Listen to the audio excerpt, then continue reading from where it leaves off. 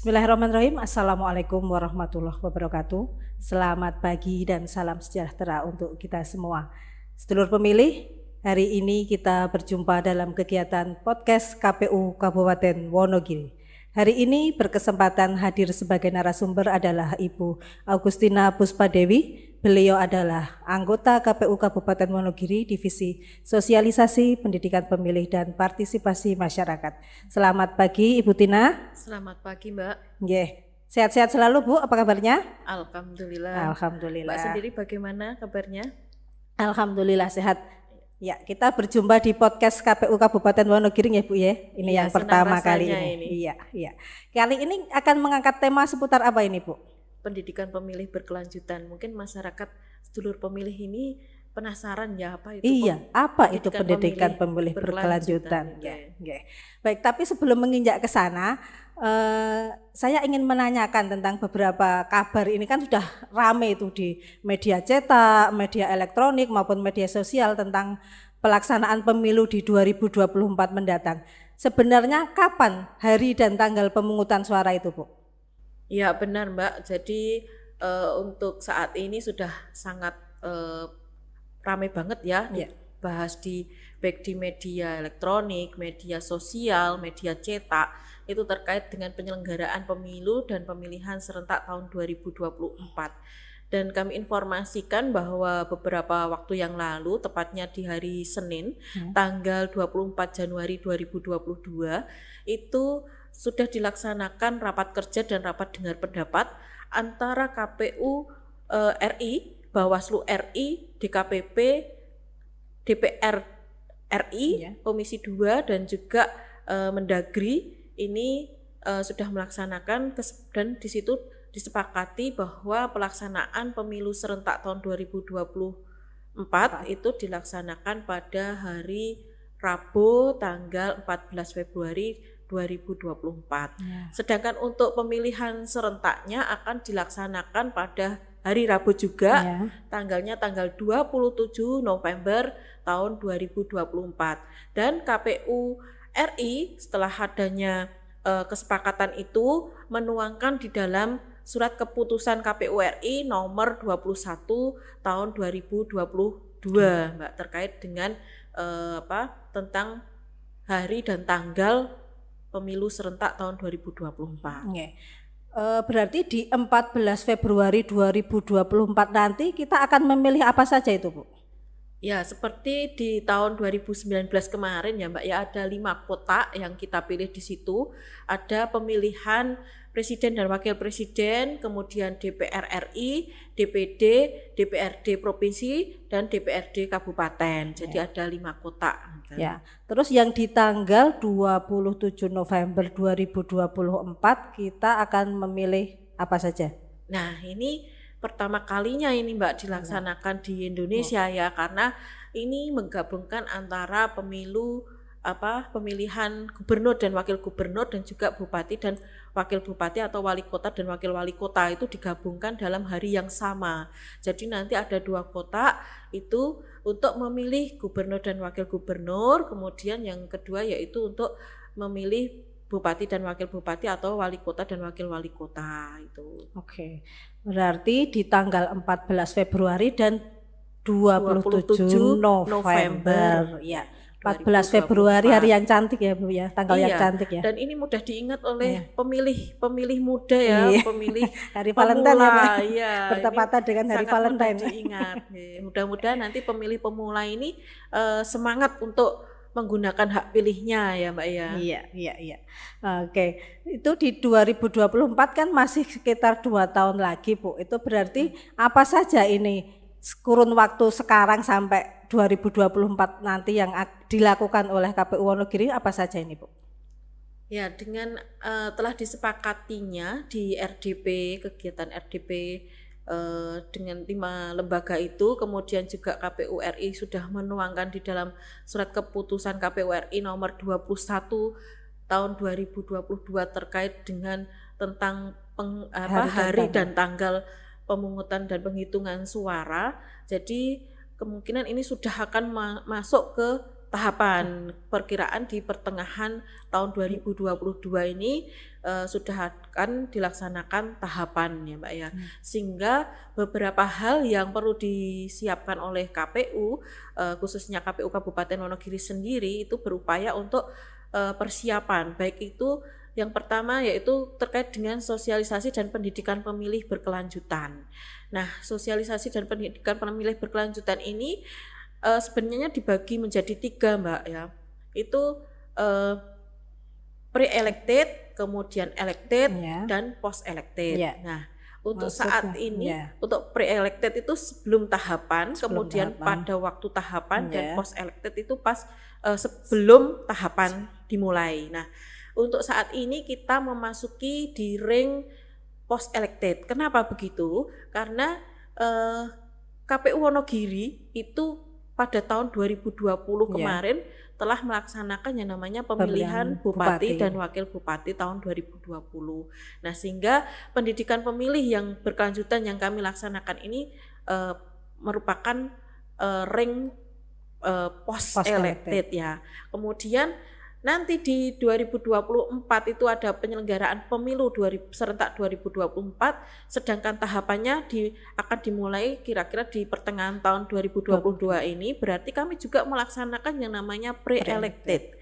Dan kami sudah melaksanakan pendidikan pemilih berkelanjutan ini pada masa ring pre-elected seperti itu. Kemudian yang kami lakukan selanjutnya yaitu terkait dengan daftar pemilih berkelanjutan. Nah, ini pendaftaran pemilih ini juga tidak hanya berhenti ketika tahapan, Mbak. Ketika setelah tahapan pun kami berkewajiban untuk terus mengupdate masyarakat yang sudah mempunyai hak pilih. Dimuktahirkan terus data itu terus ya, supaya lebih akurat lagi dan akurat lagi seperti itu.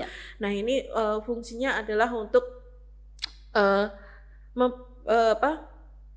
menambahkan pemilih-pemilih yang mungkin baru ya Mbak ya, sudah masuk ke usia 17 tahun, kemudian men-TMS-kan yang mungkin sudah TMS, kemudian TNI Polri kemudian meninggal dunia seperti itu, kemudian juga pindah domisili, baik itu yang masuk maupun yang keluar. Itu salah satu dari tujuan dari DPB itu. Kemudian kami familiarnya dengan DPB gitu Mbak penyebutannya.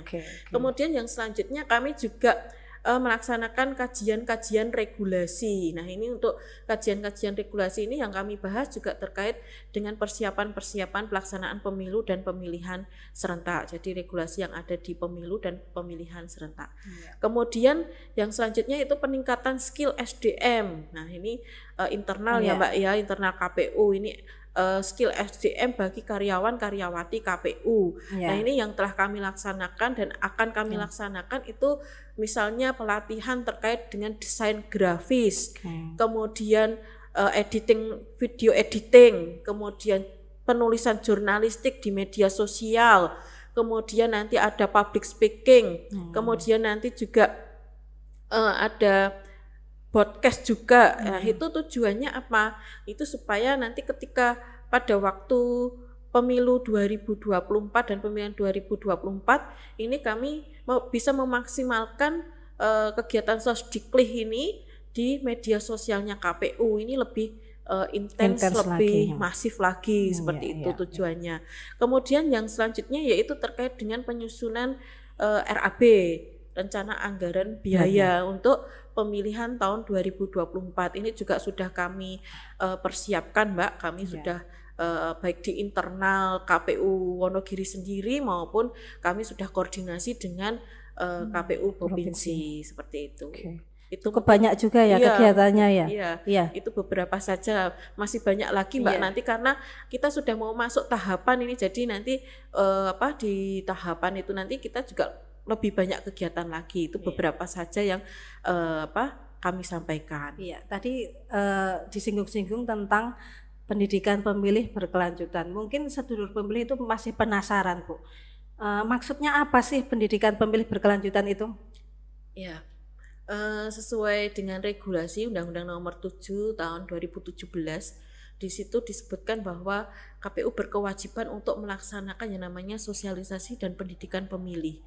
pendidikan pemilih ini sebenarnya untuk memberikan informasi-informasi terkait dengan pentingnya demokrasi, pentingnya kepemiluan seperti itu, kemudian menumbuhkan kesadaran masyarakat untuk berperan serta aktif berpartisipasi dalam kegiatan kepemiluan dan juga mendorong masyarakat untuk menggunakan hak pilihnya di TPS sesuai dengan keinginannya memilih calon-calon pemimpin yang nanti akan duduk baik di legislatif maupun di eksekutif itu sesuai dengan keinginannya. Jadi tidak ada paksaan, tidak ada money politik, tidak ada tekanan. Jadi mereka secara kesadarannya untuk memilih bahwa dan itu merupakan haknya untuk memilih seperti itu sesuai dengan keinginannya ya Mbak tentunya. Dan nanti sehingga diharapkan nanti pemimpin-pemimpin yang terpilih ini adalah pemimpin-pemimpin yang berintegritas, berkualitas, bisa membawa aspirasi masyarakat sehingga bisa menciptakan kesejahteraan, kemajuan, kemakmuran bagi negara Indonesia pada umumnya dan bagi wilayah Wonogiri pada khususnya seperti itu. Terus yang menjadi sasaran kegiatan pendidikan pemilih berkelanjutan itu siapa saja, Bu?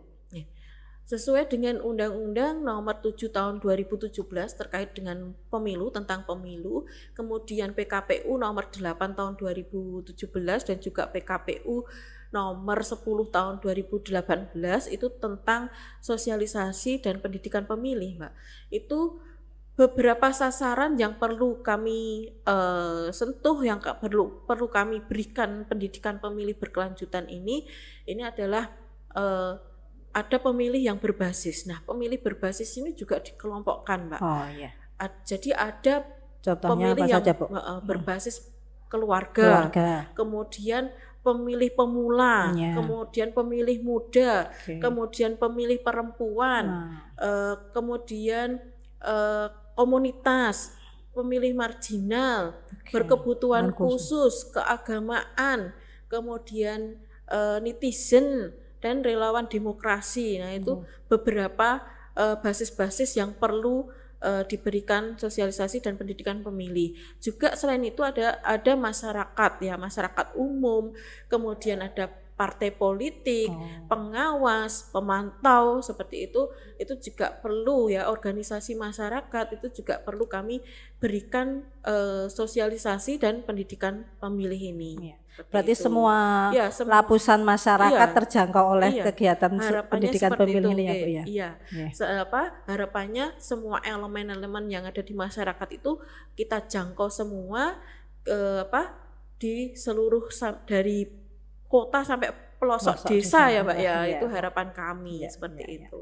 Terus materi-materi yang disampaikan dalam pendidikan pemilih itu apa saja, Ibu? Contohnya. Tadi sudah sedikit saya singgung. Jadi untuk materi-materi yang kami sampaikan itu biasanya terkait dengan pentingnya demokrasi, kemudian terkait dengan kepemiluan, kemudian surat suara ya Mbak ya, surat suara, pengenalan surat suara. Di surat suara itu ada apa saja toh? Nah, itu perlu kami sampaikan juga. Nanti tata cara bagaimana mencoblos yang benar sehingga tidak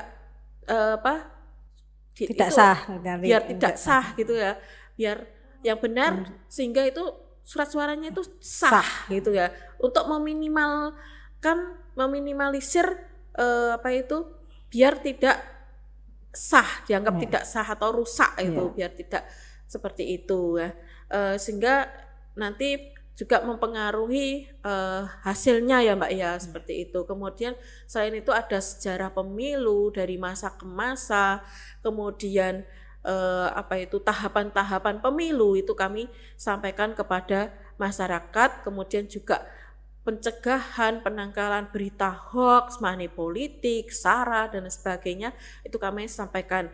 Nah, ini semua informasi-informasi yang ada di KPU perlu disampaikan kepada masyarakat luas ya, kecuali informasi yang dikecualikan itu kewajiban kami untuk memberikan informasi kepada masyarakat seperti itu. Oke. Berarti terkait dengan kegiatan pendidikan pemilih tadi ya Bu ya, banyak sekali hal yang bisa disampaikan di situ. Mungkin termasuk juga nanti ada menggugah kesadaran masyarakat untuk ikut berpartisipasi sebagai, entah itu sebagai apa itu Bu, coba apa contohnya, misalnya sebagai penyelenggara atau bagaimana, itu disampaikan juga nantinya. Betul. Nah itu ketika kami melaksanakan pendidikan pemilih ini, tujuan kami yaitu yang pertama untuk mendorong, memotivasi masyarakat untuk berpartisipasi baik sebagai penyelenggara maupun pemilih yang berkualitas, yang cerdas, maksudnya yang cerdas, yang benar-benar kesadarannya sendiri, memilih sesuai dengan keinginannya sendiri, tidak ada paksaan dan sebagainya. Kemudian juga bisa sebagai peserta juga, baik tadi ya penyelenggara, pemilih dan juga peserta. Harapannya seperti itu, mau berpartisipasi dari setiap tahapan itu, ikut terlibat seperti itu, harapan kami. Kemudian juga itu mendorong tingkat partisipasi dengan kehadiran masyarakat, dengan kesadaran masyarakat datang ke TPS itu akan meningkatkan tingkat partisipasi masyarakat seperti itu. Kemudian nanti juga akan harapannya juga melahirkan tadi Mbak, pemilih-pemilih yang berkualitas, yang berintegritas, yang bisa membawa aspirasi kemajuan, kemakmuran bangsa Indonesia, seperti itu. Dan metode yang digunakan dalam pendidikan pemilih itu apa saja yang digunakan, contohnya Bu? Beberapa metode itu yang kami lakukan di dalam kegiatan pendidikan pemilih ini. Ada metode tatap muka atau biasa sekarang disebut dengan metode luring ya Mbak ya. Itu tatap muka itu kami melaksanakan dengan pemberian materi atau ceramah, kemudian kami kombinasikan dengan permainan, kemudian simulasi, kemudian nanti ada semacam ice breaking, sehingga di situ harapan kami peserta tidak jenuh, tidak bosan, dan tertarik untuk mengikuti kegiatan sosialisasi dan pendidikan pemilih ini. Kemudian selain itu kami juga melaksanakan yang namanya sambang desa seperti itu. Kemudian juga selain diskusi sambang desa itu, untuk kegiatan luring ada fasilitasi RPP. Nah itu monggo masyarakat untuk bisa datang ke RPP-nya KPU Wonogiri. Ini rumah pintar pemilu ya, rumah pintar pemilu di KPU Wonogiri. Nanti kalau yang datang ke RPP itu Mbak masuk gitu, nanti jadi langsung pintar pemilu, karena namanya saja sudah rumah pintar pemilu ya Mbak ya. Mungkin ini masih penasaran ini Bu masyarakat. RPP, rumah pintar pemilu, apa saja yang disajikan di rumah pintar pemilu KPU Wonogiri itu Bu? Ya, jadi RPP ini rumah pintar pemilu itu di situ isinya Mbak, isinya itu terkait dengan informasi-informasi kepemiluan dan masalah-masalah demokrasi. Di situ ada beberapa alat-alat sosialisasi yang kami sediakan di situ, materi-materi kepemiluan. Misalnya ada infografis terkait hasil pemilu, perolehan suara ya. Kemudian ada juga tabel partisipasi masyarakat dari pemilu ke pemilu berikutnya. Kemudian ada foto-foto peserta pemilu, kemudian ada miniatur TPS, ada miniatur bendera partai politik, itu seperti itu beberapa yang ada di rumah pintar pemilu. Selain itu kami juga menyediakan untuk dokumenter sejarah pemilu ya. Dokumenter sejarah pemilu, nanti di situ bisa kami sampaikan. Dan juga RPP ini tidak hanya untuk mencari informasi terkait dengan kepemiluan, namun juga untuk melaksanakan kegiatan semacam diskusi kepemiluan, Mbak ya. Bisa juga ya? Iya, bisa juga diskusi kepemiluan, kemudian kursus kepemiluan singkat, kemudian juga riset, di situ juga riset terkait dengan kepemiluan itu bisa dilaksanakan di RPP ini. Nah, ini RPP ini untuk masyarakat, untuk terbuka, untuk umum ya, Bu ya. Untuk umum. Nah, ini monggo masyarakat khususnya Wonogiri mau datang ke RPP KPU untuk Wonogiri, tahu tentang kepemiluan gitu bisa datang ke RPP. Ya. Dan RPP ini, Mbak, kami informasikan juga bahwa RPP ini ada di tingkat KPU RI sampai dengan kabupaten. Jadi di KPU RI ada, di provinsi, tiap KPU provinsi ada, di kabupaten ada, kabupaten kota ada. Nah, ini hampir semua itu memiliki rumah pintar pemilu. Dan untuk RPP yang secara nasional juga ada ini, Mbak. Jadi ada 3 di Indonesia ya, Mbak ya. Itu ada di KPU RI, yang pertama di KPU RI, yang kedua ada di Jogja, itu di Taman Pintar ya, Mbak ya. Itu. Kemudian yang satunya lagi di Malang. Surabaya, Malang ya, di objek wisata Batu Malang ya itu. Itu mungkin nanti masyarakat yang kebetulan berwisata itu bisa singgah di situ untuk melihat informasi kepemiluan. Oke. Nah, ini tadi tentang RPP. Sekarang kita bicara tentang program-program yang sudah direncanakan oleh KPU Kabupaten Wonogiri dalam menjelang 2024. Ini di tahun 2022 ini apa saja rencana-rencana kegiatannya? Ya, banyak sekali sebenarnya, Mbak, rencana-rencana. 2 jam cukup ini penjelasan. Nanti kalau saya sampaikan semua nanti tidak cukup nanti waktunya. Jadi beberapa saja ya, Mbak ya, yang kami sampaikan, yaitu rencana-rencana dari persiapan program-program yang kami laksanakan di tahun 2022 ini. Ada yang pertama yang namanya 17 minutes. Ya, apa itu, Bu? 17 minutes itu? 17 minutes ini kami memberikan pendidikan pemilih kepada adik-adik pemilih usia muda atau usia mendekati 17 tahun, pemula ya, Mbak ya, untuk pemilih pemula. Nah, kebetulan itu di KPU itu ada adik-adik yang praktek kerja ya, Mbak ya, atau prakerin PKL gitu ya. PKL yang PKL di KPU Wonogiri itu dari SMK.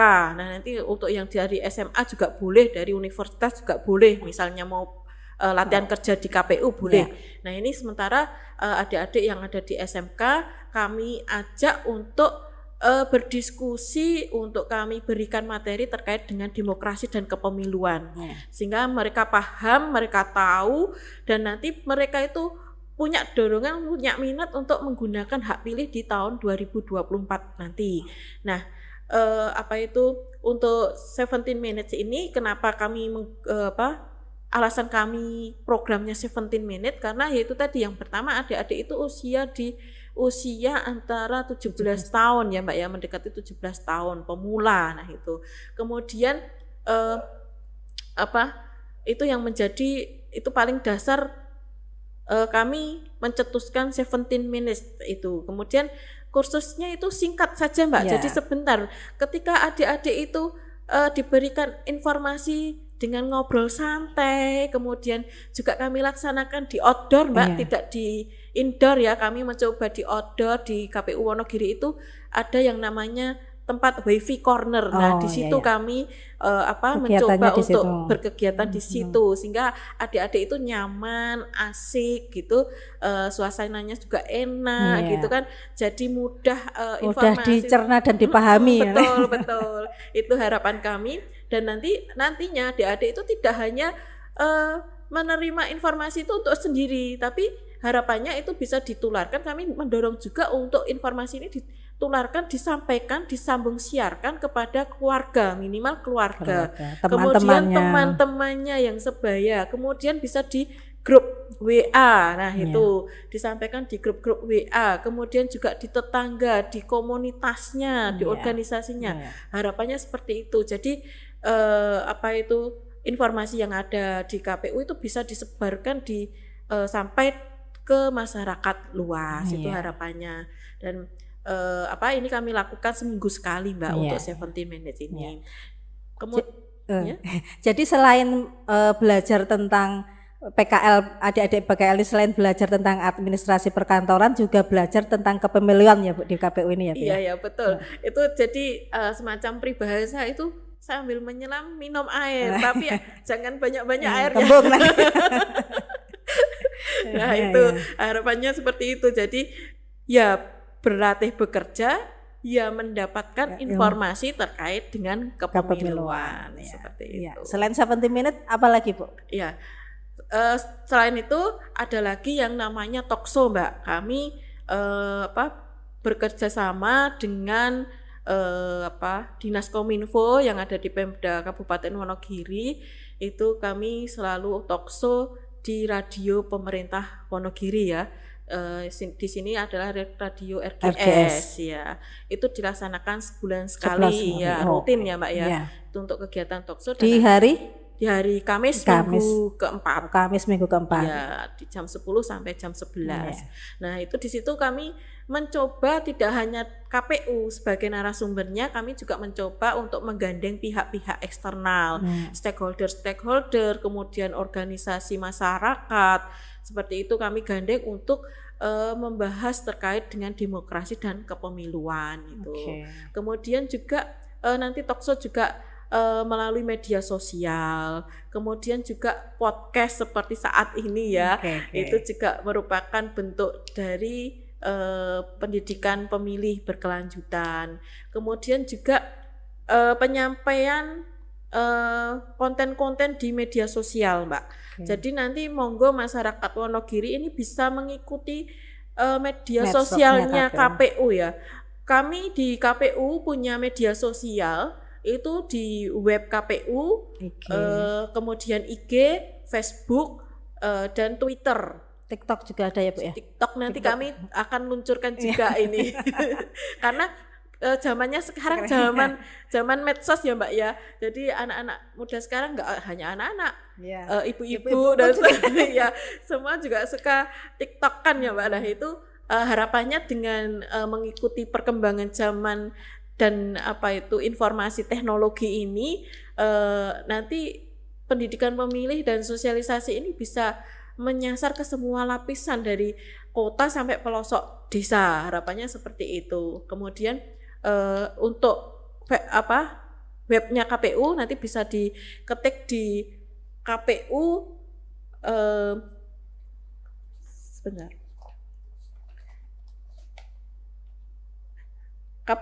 Kapwonogiri kpu.go.id. Kapwonogiri kpu.go.id. Kemudian untuk IG-nya langsung KPU Wonogiri, ketik saja itu. Kemudian Twitter itu KPU Kabupaten Wonogiri, dan untuk Facebook-nya itu KPU Wonogiri. Nanti sudah langsung keluar itu. Followernya sudah lumayan banyak itu, Bu? Sudah lumayan banyak. Untuk FB-nya Mbak itu sudah di atas 5.000 follower. Itu sebelum kita melanjutkan tadi saya tertarik dengan yang 17 minute tadi kan Ibu mengutarakan tentang pesertanya yaitu adik-adik PKL. Nah itu kalau PKL-nya sudah selesai itu kegiatan itu berlanjut apa enggak itu? Saya pikir kegiatan itu kan menarik gitu, jadi untuk dilanjutkan itu baik sekali gitu Bu. Iya, kemungkinan ini akan menjadi program unggulan kami Mbak. 17 minute ini nanti tidak hanya pemilih pemula seperti maksudnya adik-adik prakerin selesai nanti kami tetap melanjutkan ya. Tetap dilanjutkan. Dan itu nanti kami akan menggandeng semua segmen, baik itu pemilih perempuan, pemilih disabilitas, dari komunitas, dan semua elemen-elemen masyarakat yang ada di Wonogiri akan kami gandeng, kami undang untuk hadir di KPU Wonogiri untuk kita ngobrol santai seperti itu. Tentunya di Wifi Corner ya milik Wonogiri seperti itu. Iya. Lumayan banyak juga ya kegiatannya ya Bu ya. Iya. Terus terkait dengan itu tadi pendidikan pemilih berkelanjutan, korelasinya terhadap peningkatan partisipasi masyarakat bagaimana Bu? Iya. Tadi sudah saya sampaikan bahwa pendidikan pemilih ini kan untuk memberikan informasi terkait dengan demokrasi, kepemiluan, sehingga harapannya masyarakat itu paham, mengerti, paham, kemudian tumbuh rasa kesadaran dan voluntarisme ya dari masyarakat, sehingga mau menggunakan hak pilihnya dan berpartisipasi aktif di setiap gelaran pemilu maupun pemilihan. Nah ini di situ nanti akan output dari pendidikan pemilih ini kan sebenarnya tingkat partisipasi ya, partisipasi masyarakat, sehingga ketika masyarakat itu sadar dan ada rasa voluntarisme tadi, maka itu akan meningkatkan tingkat partisipasi masyarakat. Nah harapannya ketika kami melaksanakan pendidikan pemilih berkelanjutan ini, nanti tingkat partisipasi masyarakat yang ada di Wonogiri itu meningkat bisa mencapai target nasional sebesar 77,5% atau bahkan lebih, Mbak, itu harapannya.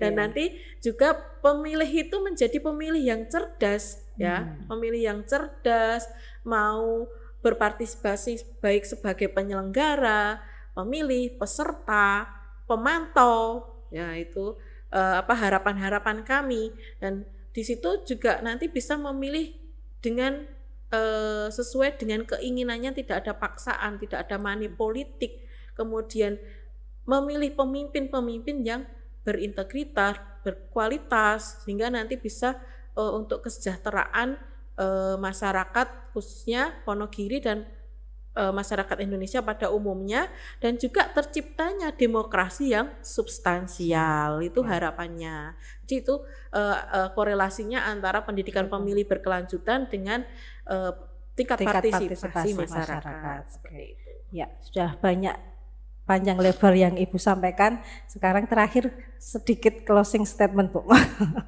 Ya.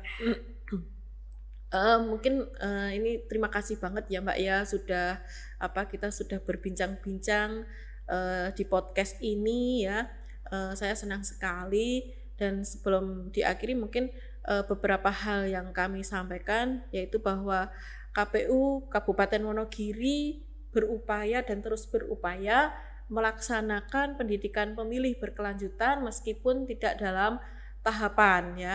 Jadi kami terus berupaya melaksanakan pendidikan pemilih ini berkelanjutan, berkesinambungan kepada semua segmen, kepada semua lapisan masyarakat. Kami mencoba untuk menyentuh baik dari kota maupun sampai dengan pelosok-pelosok desa.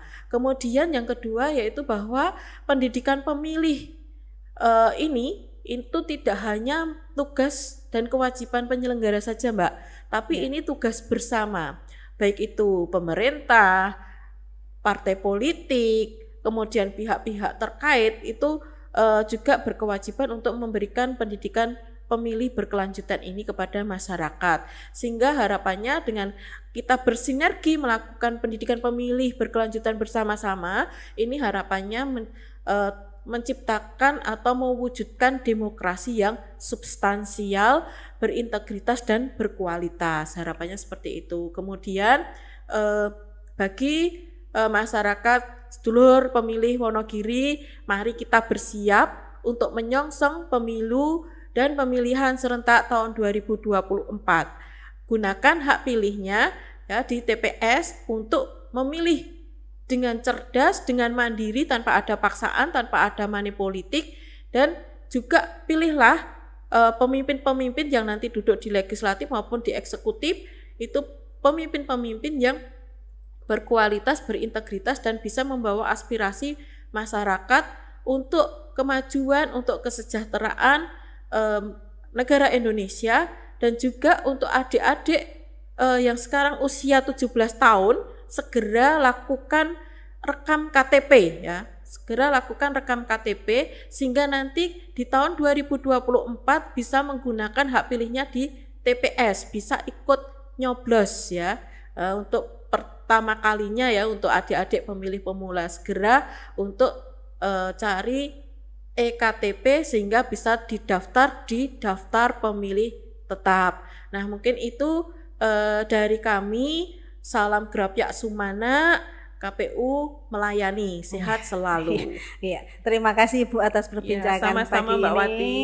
Iya, terima kasih. Baiklah sedulur pemilih, demikian tadi podcast kita hari ini yang mengangkat tema tentang pendidikan pemilih berkelanjutan.